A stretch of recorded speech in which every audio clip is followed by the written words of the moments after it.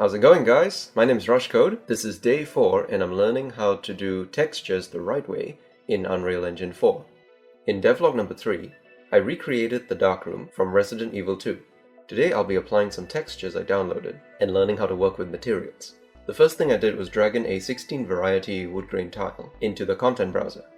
The next thing I wanted to do was apply a brick wall texture, but the image was at an isometric view, and so I used this handy little Python program that I got from a good friend of mine to straighten the image.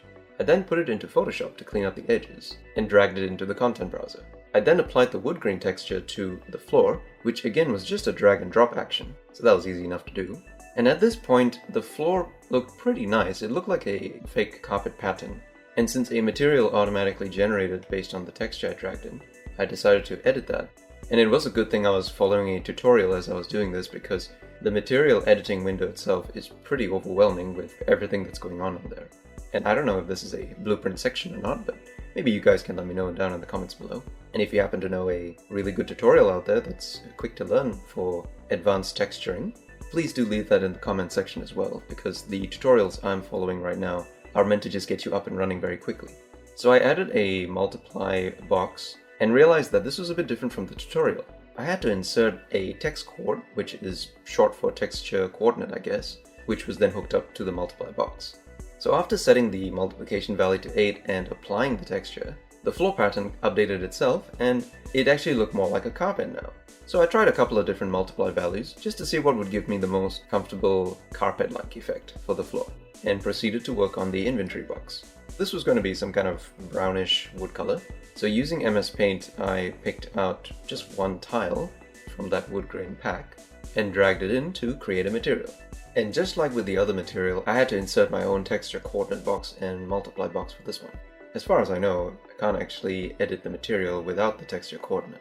So I messed around with the values a bit, but it didn't really change much, so I just kept it at the default setting for the inventory box. The next thing I did was duplicate the wood grain material and apply it to the top lockers.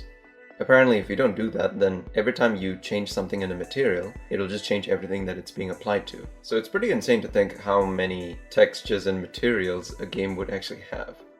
After that I applied the brick texture to the wall and made a few adjustments to get the proportions just right. But I didn't like how everything was blending together, making it difficult to pick out a single item in the room. So I did the next thing in the tutorial, which is learning how to apply base colors. So I applied a nice sort of sky blue, I guess, to the top lockers and surrounded it with brick walls, but it didn't really go that well together. So I went with a soft olive green color instead for the walls, turning this into somewhat of a playroom for kids rather than being a safe haven from zombies. I then worked on the table, which honestly was still giving me the biggest problems here, even for the textures. For example, I don't know why applying a desaturation made the texture tilt at an angle, but if it was all the same to the program, I decided to just change it to a nice simple grey color and updated the floor just to make it look even more like a carpet. And I still wanted to use my brick texture for something after going through all that effort, so I decided to apply it to the stairs outside, which looked kind of okay. But moving on from there, I applied the grey table texture also to the vent and the cabinet lockers. The second last thing I did was put up some paintings. Before I applied the textures, I decided to compare a plane and a squashed 3D cube. I found out that while you can flatten a 3D cube down into a plane and bring it back up into a cube, a plane object simply stays as a plane and you cannot scale it up into a three-dimensional volume. And the cube structure looked more like an actual picture frame that was being hung on the wall. So I went with that and applied one of the original pictures of the darkroom that I used to create this room. I had 3 different pictures of it, so I made 3 different picture frames. And after rebuilding the lighting, it did actually look more like a darkroom in here, but because of that I needed to turn up the brightness a bit on those picture frames.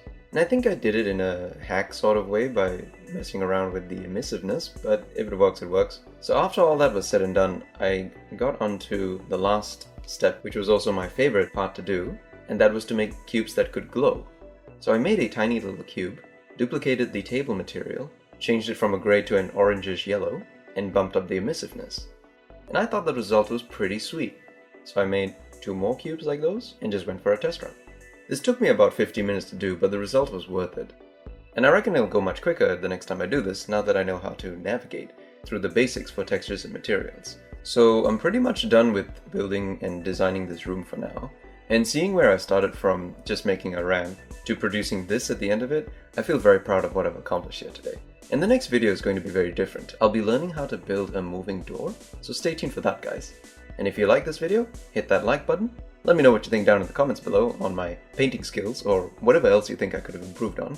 And be sure to subscribe to the channel if you haven't done so yet by clicking the subscribe button down below, and click the bell icon to get notified about the next video. Thanks so much for watching, guys. Have a good one, and I'll see you next time. Bye!